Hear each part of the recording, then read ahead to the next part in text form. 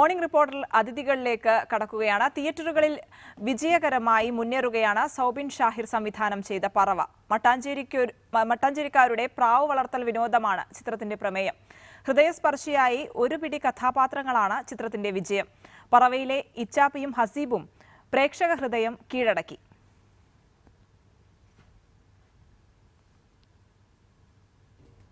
ഇച്ചാപ്പിയായി എത്തിയ അമൽ ഷായും ഒപ്പം തന്നെ ഹസീബായി എത്തിയ ഗോവിന്ദുമാണ് ഇന്ന് മോർണിംഗ് റിപ്പോർട്ടിൽ അതിഥികളായി എത്തിയിരിക്കുന്നത്.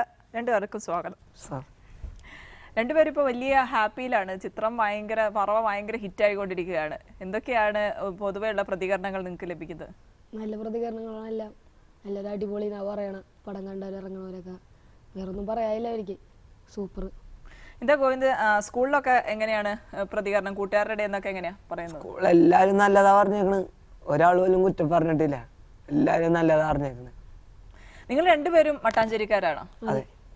ഈ എങ്ങനെയാണ് നിങ്ങൾ ഈ സിനിമയിലേക്ക് എത്തുന്നത്? സൗബിൻ എങ്ങനെയാണ് നിങ്ങളെ കണ്ടെത്തുന്നത്? ഓഡിഷൻ ഒന്നും ഉണ്ടായിരുന്നില്ല എന്ന് പറഞ്ഞു പക്ഷെ നിങ്ങളെ കണ്ടെത്തുന്നത് എങ്ങനെ വ്യത്യസ്തമായ രീതിയിലാണ്? എങ്ങനെയാണ് അമൽ എങ്ങനെയാ എത്തുന്നത്? ഞാനൊരു കല്യാണം കഴിഞ്ഞ് വന്ന വഴിക്ക് എന്നെ സൗബിക്ക ഒരു റോട്ടിൽ നിന്ന് കണ്ടതാണ്, ഫോട്ടോ ചെയ്യുന്നത്. അപ്പോൾ എനിക്ക് സൈക്കിളിൽ കുറച്ച് ഇതൊക്കെ ഉണ്ടല്ലോ, അത് കണ്ട് സൗബിക ഇഷ്ടപ്പെട്ട് സൗബിക്കനെ നമ്പറൊക്കെ വാങ്ങിച്ച് സൗബിക പറഞ്ഞ് ഞാൻ വൈകുന്നേരം വിളിക്കാം. അപ്പോൾ ഞാൻ ഒരാളിവിടെ അങ്ങോട്ട് റൂമിലേക്ക് വന്നമ്മയെന്ന് പറഞ്ഞ് ഞാൻ വൈകുന്നേരം ആയപ്പോൾ അസിസ്റ്റന്റ് ഡയറക്ടർ ഉണ്ട് നിസാംക്കാന്ന് പറഞ്ഞു. പുള്ളി വന്ന് എൻ്റെ വീട്ടിൽ പറഞ്ഞ് വിളിച്ചു കൊണ്ടുപോയി. ഈ സൗബിനെ കണ്ടപ്പോൾ എന്ത് തോന്നി? സൗബിനെ നേരത്തെ സിനിമയിലൊക്കെ കണ്ടുള്ള പരിചയം ഉണ്ടായിരുന്നു? എനിക്ക് ഇവിടെ കണ്ട് പരിചയമുണ്ടായിരുന്നു. അപ്പം ഞാൻ ഇങ്ങനെ പെട്ടെന്ന് ദേടാ എൻ്റെ വേറൊരുത്തനുണ്ടായി, ദേടാ മറ്റവൻ. അപ്പോൾ സൗബിക ചോദിച്ചു മറ്റവനാ ഡാന്നാ? അല്ല നീയല്ലേ നീയല്ലേ അന്യറസൂലുള്ള ആണാ? കൊള്ളാട്ടാ, പടം കൊള്ളാട്ടാ, ചാർലിയിലും ഉണ്ടല്ലോ എന്ന് പറഞ്ഞ് സൗബിക ഇഷ്ടപ്പെട്ട് പിന്നെ സൈക്കിളിൽ കുറച്ച് ഇതൊക്കെ കാണിച്ചു കൊടുത്തപ്പോൾ സൗബിക പറഞ്ഞ് വൈകുന്നേരം നമ്പർ വാങ്ങിച്ചിട്ട് വൈകുന്നേരം ഇങ്ങനെ വരാൻ പറഞ്ഞു. വൈകുന്നേരം റൂമിൽ ചെന്ന് ഒരേ ദിവസം തന്നെ ഇതെല്ലാം ഒറ്റ ദിവസത്തിനകത്താണോ നടന്നത്? ഒറ്റ ദിവസം. രാവിലെ കല്യാണത്തിന് പോകുന്നു. കല്യാണത്തിന് പോകുമ്പോൾ ഒരു സിനിമാ താരമാവുന്ന പ്രതീക്ഷിച്ചിട്ട് പോലും ഉണ്ടായിരുന്നല്ലേ? എങ്ങനെയായിരുന്നു അപ്പോ ഈ സൈക്കിൾ അഭ്യാസം? എന്ന് ഈ അമലിന്റെ ഒരു സൈക്കിൾ അഭ്യാസം എങ്ങനെയാ പഠിച്ചത്? അത് സ്വന്തം പഠിച്ചതാണോ അതോ ആരെയൊക്കെ കണ്ട് പഠിക്കുന്നത്? പഠിച്ചതാണ്. ഇങ്ങനെ കണ്ട് നെറ്റിലൊക്കെ ഉണ്ടല്ലോ. പിന്നെ ഇടക്കിടക്ക് ചില ഇക്കാക്കന്മാര് ബൈക്കിലൊക്കെ കാട്ടും, സൈക്കിളിൽ വെറുതെ കാണിച്ചു നോക്കി പഠിച്ച്. ഗോവിന്ദ് എങ്ങനെയാ ഇതിലേക്ക് വരുന്നത്, സിനിമയിലേക്ക്? എന്റെ അമ്മക്ക് ചായക്കടയാണ്. അപ്പൊ സൗബിക്ക നൈറ്റ് ആവുമ്പോ ചായക്കട വരാറുണ്ട്. അപ്പൊ ഞാൻ കളിച്ചിട്ട് വന്ന വഴി എന്നെ ആദ്യമായിട്ടാ കാണുന്നവര്. അപ്പൊ അതേ അമ്മ പറഞ്ഞു ഇതേടാ എന്റെ ഇളയമോ മഞ്ഞുണ്ട്. അപ്പൊ സൗബിക്ക നോക്കുമ്പോ ഞാൻ സൈക്കിളിൽ നിന്ന് താഴെ വീഴാണ് ഇവര് കാണുന്നത്. അപ്പൊ ഇവര് അപ്പൊ ഒന്നും പറഞ്ഞില്ല. 2 ദിവസം കഴിഞ്ഞപ്പ 2 ദിവസം കഴിഞ്ഞപ്പ സൗബിക്ക വീട്ടിൽ വന്നിട്ട് സംസാരിച്ച് എന്നിട്ട് എന്നെ അവരുടെ റൂമിൽ കൊണ്ടുപോയി അതിവനെ പരിചയപ്പെടുത്തി. അതേപോലെ ഇതിവിടം വരെ എത്തി. എങ്ങനെയാണ് ആ ഒരു ഇപ്പൊ ഒരു സിനിമാ താരമാണെന്നൊക്കെ തോന്നുന്നുണ്ടോ രണ്ടുപേർക്കും? ഒരു അതല്ല കുട്ടികൾക്കൊക്കെ ഇടയിൽ പോകുമ്പോൾ ആളുകളൊക്കെ കാണുമ്പോൾ ദേ പോകുന്ന അവൻ എന്താ പറവയിലുള്ളവനാണ് എന്ന് പറയാറുണ്ടോ ആരെങ്കിലും ഒക്കെ? എല്ലാരും പറയാറുണ്ട്. ഒരിക്കലും തോന്നിട്ടില്ല ഇവിടം വരെ എത്തുമെന്ന്. അങ്ങനെ അപ്പോ ഈ ചായക്കടയിലെ സൗബിക്ക എന്ന് വരുന്നത്, അപ്പൊ അതുവരെ ഗോവിന്ദനെ കണ്ടിട്ടുണ്ടായിരുന്നില്ലേ? ഇല്ല, അന്നാണ് ആദ്യമായിട്ട് കാണുന്നത്. അപ്പോൾ ഒരാൾക്ക് സൈക്കിൾ അഭ്യാസം വളരെ വേണം, ഒരാൾക്ക് സൈക്കിൾ അഭ്യാസത്തിൽ നിന്ന് ഇങ്ങനെ തലകുത്തി വീഴുന്ന കുറച്ചൊരു മണ്ടത്തരം കാണിക്കുന്ന ആളായിട്ട് വേണം. അതായിരുന്നു അല്ലേ? എങ്ങനെയായിരുന്നു അപ്പോ സൗബിൻ എന്താണ് പറഞ്ഞത്? സൗബിക്കൊന്നും പറഞ്ഞില്ല. എങ്ങനെയാ പറഞ്ഞത്? എങ്ങനെ ഒരു കഥാപാത്രം ഉണ്ട്? എങ്ങനെയാണ് ഗോവിന്ദനോട് എങ്ങനെയാ പറഞ്ഞു തരുന്നത്? എന്നോട് പറഞ്ഞത് സ്ക്രിപ്റ്റ് ഉണ്ടായി, അത് എഴുതിയത് വരെ വായിച്ചു തന്ന്. എനിക്ക് ഇങ്ങനത്തെ റോളാണ്, കോമഡിയാണ്, അത് ചെയ്യാവോ? ഞാൻ പറഞ്ഞു ചെയ്യാം. ഒന്നും ആലോചിച്ചില്ല, ചെയ്യാം.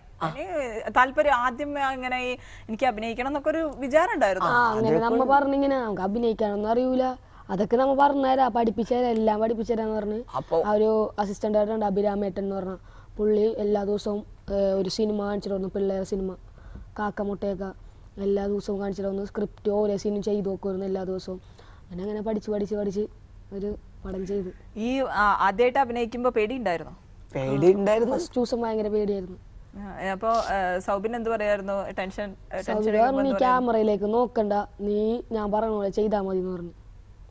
രണ്ടുപേർക്കും ഇപ്പോൾ സിനിമാ താരങ്ങളൊക്കെ, പിന്നെ മാത്രമല്ല വലിയ ഒരു അവസരം എന്നൊക്കെ പറഞ്ഞിട്ടുണ്ടെങ്കിൽ പൊതുവേ ഇപ്പോൾ എല്ലാവരും ഭയങ്കര ഇഷ്ടപ്പെടുന്ന ഒരാളാണ് ദുൽഖർ സൽമാൻ. അപ്പോൾ രണ്ടുപേർക്കും ഈ ദുൽഖർ സൽമാന്റെ കൂടെയുള്ള കോമ്പിനേഷൻ സീൻ കുറച്ചാണെങ്കിൽ പോലും ദുൽഖർ സൽമാനെ കാണാൻ കഴിയുന്നു. എങ്കിൽ പോലും എങ്ങനെയായിരുന്നു ആ ഒരു അനുഭവം ഉണ്ടായിരുന്നത്? അനുഭവം എന്ന് വെച്ചാല് അടിപൊളിയാണ്. അടിപൊളിയാണ്. എന്നിട്ട് ഈ ഷോട്ടൊക്കെ കഴിയുമ്പോ അഭിപ്രായമൊക്കെ പറയാറുണ്ട് അവരൊക്കെ? ആ, അഭിപ്രായമൊക്കെ പറയും. ഞങ്ങളുടെ ശരിക്കും പറഞ്ഞാല് ഒരുമാതിരി കഴിഞ്ഞിട്ടാണ് DQ വന്നത്. മീൻസ് ഞങ്ങളുടെ മുടി കഴിഞ്ഞ് മൊത്തം ഷൂട്ടും കഴിഞ്ഞ് എന്നിട്ട് ഞങ്ങളെ മുടിയൊക്കെ വെട്ടി. അപ്പോഴാണ് DQ 20 days വന്നത്. പിന്നെ നമുക്ക് അതിൽ നിന്ന് ഒരാഴ്ചയോളം ഷൂട്ടുണ്ടായി DQ-നായിട്ട്. ഒപ്പം നിന്ന്. അപ്പം ഇങ്ങനെ അഭിനയിക്കുമ്പോ പുതിയ എന്തായിരുന്നു ഇപ്പം ദുൽഖർ സൽമാന്റെ കൂടെ അഭിനയിക്കുന്നു? അയ്യോ വലിയൊരു താരമാണ്, ഞങ്ങൾക്ക് ചെയ്തത് ശരിയാവോ എന്നുള്ള ഒരു ടെൻഷനൊക്കെ ഉണ്ടായിരുന്നോ? അതൊക്കെ ഉണ്ടായിരുന്നു. അപ്പൊ എന്ത് പറയും ഈ DQ, നിങ്ങളുടെ DQ എന്ത് പറയും? DQ അങ്ങനെ ഒന്നും പറയൂല. കണ്ടാലൊക്കെ കെട്ടിപ്പിടിക്കും, ചിരിക്കുകയൊക്കെ ചെയ്യും, എന്ത് കാര്യങ്ങളൊക്കെ ചോദിക്കും. അപ്പൊ ആദ്യം കാണുമ്പോ എന്തായിരുന്നു, ഭയങ്കര എക്സൈറ്റ്മെന്റ് ഉണ്ടായിരുന്നോ? പിന്നെ ഞങ്ങൾ കയറി ചെല്ലണത് DQ എല്ലാം കണ്ട് എഡിറ്റ് ചെയ്ത് എല്ലാം കണ്ട് അപ്പോഴാണ് നമ്മളെ കണ്ടിട്ടാണ് നമ്മളെ കയറ്റിയത്. അപ്പൊ തന്നെ പൊളിച്ചു മക്കളെ ഞങ്ങളെ കെട്ടിപ്പിടിച്ച്. ഭയങ്കര സന്തോഷം തോന്നിയപ്പോ? പിന്നെ ഈ നിങ്ങൾ രണ്ടുപേരും മട്ടാഞ്ചേരിക്കാരെ. അപ്പൊ ഇത് പ്രാവ് വളർത്തലാണ്. ഈ പ്രാവ് വളർത്തൽ എന്നുള്ള കാര്യം നിങ്ങൾക്ക് മുന്നേ അറിയാമായിരുന്നോ? വളർത്തിയിട്ടുണ്ട്. ആണോ? ഇത് ഈ അവിടെ ഉള്ളത് തന്നെയാണോ? ഈ പറത്തിയിട്ടുള്ള ഗെയിം ഒക്കെ അവിടെ ഉള്ളത്? അവിടെ വർഷങ്ങളായിട്ട് നടന്നുകൊണ്ടിരിക്കുന്ന വലിയ മത്സരമാണോ അത്? വലിയ മത്സരമാണ് അത്. എങ്ങനെയാണ് അതിന്റെ രീതിയൊക്കെ? അതിന്റെ രീതി എന്ന് പറയണ ഒരു സിനിമയിൽ കാണുന്ന പോലെ തന്നെയാണോ? കമ്മിറ്റി വെച്ചിട്ട് ഈ ആ ഏരിയയിലുള്ളവര് കമ്മിറ്റി ഉണ്ടാവും, ഒരു കമ്മിറ്റി. ആ കമ്മിറ്റിയിൽ പങ്കെടുക്കാനുള്ളവര് പേര് കൊടുത്തിട്ട് പിന്നെ ഒരു ദിവസം നമ്പർ എടുക്കും. ആ നമ്പറിൽ ഫസ്റ്റ് പറവ, സെക്കൻഡ് പറവ, അങ്ങനെ എന്നിട്ട് ഓരോ ദിവസം ഉണ്ടാവും. സ്റ്റാർട്ട് ചെയ്യില്ല, June 1 മുതലാണ് പറവ സ്റ്റാർട്ട് ചെയ്യണത്. അന്ന് സ്റ്റാർട്ട് ചെയ്തിട്ട് കമ്മിറ്റിയിൽ 2 അമ്പയർമാർ വരും. അവർ നമ്മളെ പ്രാവ് പറത്തി വിടണ മുതൽ ആ ടെറസിൽ ഇറങ്ങണ വരെ കമ്മിറ്റിയിലെ ആൾക്കാരുണ്ടാവും. അങ്ങനെ പറത്തി വിട്ട് ചിലവർ 6-16 മണിക്കൂറൊക്കെ പറന്ന പ്രാവുകളുണ്ട് അവിടെ. 14 മണിക്കൂർ അങ്ങനെയാണ് ഫസ്റ്റ്. ഈ സൈക്കിൾ സർക്കസ് ഭയങ്കര ഉപകാരമായി അല്ലേ പിന്നീട് ഈ ഒരു സിനിമയിലേക്കുള്ള ഒരു എൻട്രി? ഈ സൈക്കിളിലൊക്കെ ഇങ്ങനെ അഭ്യാസം നടത്തുമ്പോ വീട്ടിൽ നിന്നൊക്കെ വഴക്ക് പറയുമായിരുന്നു? ഒരു പ്രാവശ്യം എൻ്റെ അങ്കിള് കണ്ടിട്ട്, അങ്കിളുടെ കൂട്ടുകാരന്മാരെ കണ്ട്, നിന്റെ റോട്ടിൽ നിന്റെ അനിയത്തിന്റെ മോനെ അവിടെ കിടന്ന് ഇത് കാണിക്കണം. അങ്കിള് ചീത്ത പറഞ്ഞു. ഈ സൗബിനെ കണ്ടപ്പോഴും പെട്ടെന്ന് അങ്ങനെ തെറ്റിദ്ധരിച്ചു ഇപ്പൊ ചീത്ത പറയാൻ വന്ന വ്യക്തിയാണോ? ഞാൻ വിചാരിച്ചു ഇനിയിപ്പോ വീട്ടിലേക്ക് വിളിക്കാനാണോ നമ്പറൊക്കെ ചോദിക്കണത്, റോട്ടിൽ കിടന്ന് കാണിച്ചേന്. ഇല്ല, ഞാൻ പറഞ്ഞു എന്റെ നമ്പർ ആരാ, വീട്ടിലെ നമ്പർ ഇല്ല എന്ന് പറഞ്ഞു എന്റെ നമ്പർ കൊടുത്തു. എന്നിട്ടാണോ വൈകുന്നേരം വിളിക്കുന്നത്? അപ്പൊ തന്നെ വീട്ടില് സംസാരിച്ചപ്പോ വീട്ടിൽ ഞാൻ പോയി പറഞ്ഞു ഇങ്ങനെ കള്ളൻ സുനിനെ കണ്ട് ചാർലിയില്ല. അപ്പൊ എല്ലാവർക്കും ഭയങ്കര സന്തോഷമായി. എന്നിട്ട് സൗബിക പിറ്റേ ദിവസം തന്നെ വീട്ടിൽ വന്നിട്ടുണ്ടായി വിളിക്കാനായിട്ട്. ശരി, എന്നിട്ട് പറഞ്ഞു. അപ്പോ ഈ സൈക്കിളിന്റെ അഭ്യാസമൊക്കെ ഇങ്ങനെ ചെയ്യുമ്പോ വീട്ടിൽ നിന്നൊക്കെ ഇപ്പൊ വഴക്ക് കിട്ടുന്നവരോടൊക്കെ കണ്ടോ ഇപ്പൊ ഞാനൊരു താരമായി അങ്ങനെ പറയുന്നുണ്ടാവും? അമ്മ പറയുന്നത് നീ പൊട്ട സൈക്കിളും കൊണ്ട് ഇവിടം വരെ എത്തിയില്ലേടാ. അമ്മ അങ്ങനെ പറഞ്ഞ പൊട്ട സൈക്കിളോട് ഇവിടെ വരെ എത്തിയത്? കാരണം എല്ലാ ദിവസവും ഞാനായിട്ട് പണിയില്ല. അപ്പൊ അമ്മയോട് പറഞ്ഞ ഇനിയിപ്പോ ഞാൻ എന്തായാലും സൈക്കിൾ അഭ്യാസം തുടർന്നോണ്ടിരിക്കും ഇനിയിപ്പോ കൂടുതൽ എല്ലാ ദിവസവും ഇതിട്ട് പണിയും പൊക്കി ചീത്താവും. അപ്പൊ പിന്നെയും വന്ന് പണിയുമല്ലേ, വീട്ടിൽ ടൂൾസ് ഒക്കെ ഉണ്ട്, മൊത്തം അത്യാവശ്യം പണിയൊക്കെ അറിയാം സൈക്കിളിന്റെ. അപ്പൊ ഈ ഗോവിന്ദ് എങ്ങനെയായിരുന്നു പ്രാവ് വളർത്തലൊക്കെ കാര്യങ്ങളൊക്കെ എങ്ങനെയായിരുന്നു? എന്റെ വീടിന്റെ അവിടുത്തെ ചേട്ടന്മാരാണ് എന്നെ പഠിപ്പിച്ചത്. പേര് വിജിത്ത് എന്നാണ്. വിജിത്തും രാജയും അവരാണ് എന്നെ പഠിപ്പിച്ചത് പ്രാവ് വളർത്താനായിട്ട്. അപ്പൊ അവിടെ പോയിട്ട് ഞങ്ങളുടെ ഒരു 10-60 പ്രാവുണ്ട്. അതിനെയൊക്കെ നോക്കാനും തീറ്റിടാനും എന്തായാലും എന്നെ കൊണ്ട് ചെയ്യിപ്പിക്കുള്ളൂ. എന്നെ കൊണ്ടൊന്നല്ല, ഞങ്ങളെല്ലാരും കൂടി ചെയ്യുള്ളൂ. അപ്പൊ അങ്ങനെ ഞാൻ പഠിച്ചത്. അത് കഴിഞ്ഞിട്ടൊരു 9 മാസം കഴിഞ്ഞിട്ടാണ് സൗബിക്ക് കാണണേ. എന്നെ പ്രാവ് വളർത്തി കഴിഞ്ഞിട്ട് മാസം കഴിഞ്ഞിട്ട് കണ്ടിട്ട് എന്നെ വിളിച്ചതാണ്. അപ്പൊ ഞാൻ പറഞ്ഞു, ഇവിടെ വന്നിട്ട് പറഞ്ഞു, നീ ചെയ്തോ, എന്തായാലും പ്രാവിന്റെ അല്ലേ, നീ ചെയ്തോ. എല്ലാരും കൂടി പറഞ്ഞ് അത് ചെയ്ത്. ഈ മട്ടാഞ്ചേരിക്കാർക്ക് പൊതുവെ പ്രാവ് എന്ന് പറഞ്ഞ ഒരു ഭയങ്കര ത്രില്ലുള്ള സാധനമാണ്. ആ പ്രാവ് അറിയാൻ പറ്റൂല. ഭ്രാന്തന്മാരുണ്ട്, എത്ര കാശിന് വേണമെങ്കിലും പ്രാവിനെ വാങ്ങാണല്ലേ. അപ്പോ ഈ അതുകൊണ്ടായിരിക്കും ഈ വളർത്തുന്നവരൊക്കെ ചെയ്തോ ഗംഭീര സാധനം പറഞ്ഞോ? അങ്ങനെയായിരുന്നു ഇവര് പൊതുവെ അഭിപ്രായം? ഇവരൊക്കെ ഈ നാട്ടുകാരൊക്കെ മട്ടാഞ്ചേരിക്കാരൊക്കെ നിങ്ങളുടെ അടുത്തുള്ളവരൊക്കെ സിനിമ കണ്ടിട്ട് എന്തൊക്കെയാ പറഞ്ഞു ഈ പ്രാവ് വളർത്തലിന്റെയും കാര്യങ്ങളൊക്കെ? നിങ്ങൾ ചെയ്തതൊക്കെ നന്നായിട്ടുണ്ട് എന്നൊക്കെ പറഞ്ഞു. എന്തായിരുന്നു പൊതുവെ ഈ നാട്ടിൽ നിന്നുള്ള കൂട്ടുകാരുടെയൊക്കെ ഒരു അഭിപ്രായം ഉണ്ടായിരുന്നു? എല്ലാരും അവിടെ പോവാണ്ടി കാത്തു നിൽക്കണേണ് മട്ടാഞ്ചേരിയില്. ആണല്ലേ. ഈ അഭിനയിക്കാൻ നിങ്ങക്ക് മുമ്പൊക്കെ എന്തെങ്കിലും സ്കൂളിലെ യൂത്ത് ഫെസ്റ്റിവലിൽ എന്തെങ്കിലും പങ്കെടുത്തിട്ടുണ്ടായിരുന്നു? ഒന്നുമില്ല. അപ്പൊ മട്ടാഞ്ചേരിക്കാരായതുകൊണ്ട് തന്നെ ഈ ഒരു ചിലപ്പോ ഈ സിനിമയിലെ ഈ ഒരു കഥാപാത്രങ്ങള് കൈകാര്യം ചെയ്യാൻ എളുപ്പമായിട്ടുണ്ടാവും അല്ലേ? കുറച്ചൊക്കെ നമ്മ അറിയാവുന്ന കാര്യങ്ങളും നമ്മ ചെയ്യുന്ന കാര്യങ്ങളുമാണ്.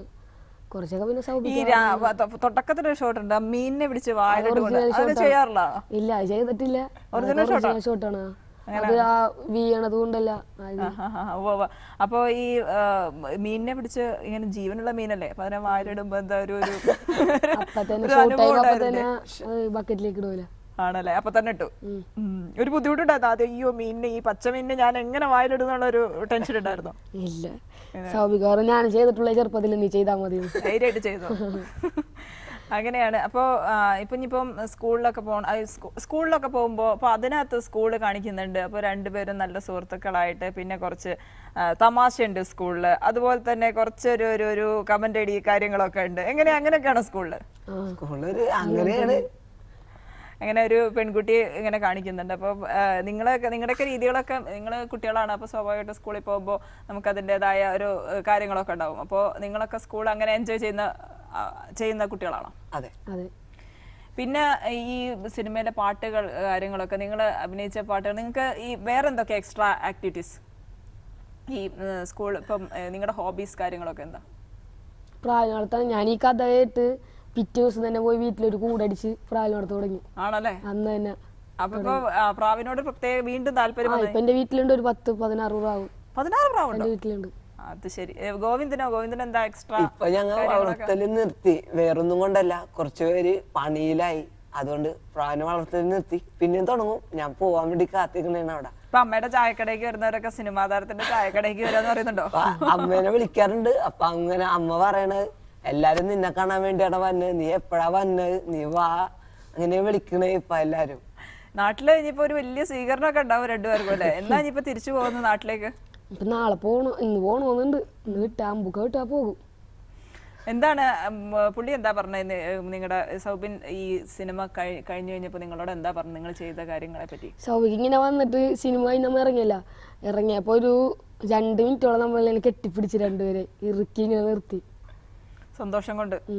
അപ്പോൾ നിങ്ങൾ ഈ ചെയ്യുമ്പോൾ നിങ്ങൾക്ക് അഭിനയിക്കാൻ അറിയില്ല, അപ്പോൾ നിങ്ങൾ സ്വാഭാവികമായിട്ടും നിങ്ങൾക്ക് ടെൻഷൻ ഉണ്ടാവും. എങ്ങനെ ഉണ്ടാവും? നിങ്ങൾക്ക് കണ്ടു നോക്കിയപ്പോൾ നിങ്ങൾ ആദ്യമായിട്ട് ആ പ്രിന്റ് കാണുമ്പോൾ നിങ്ങൾക്ക് എന്ത് തോന്നി?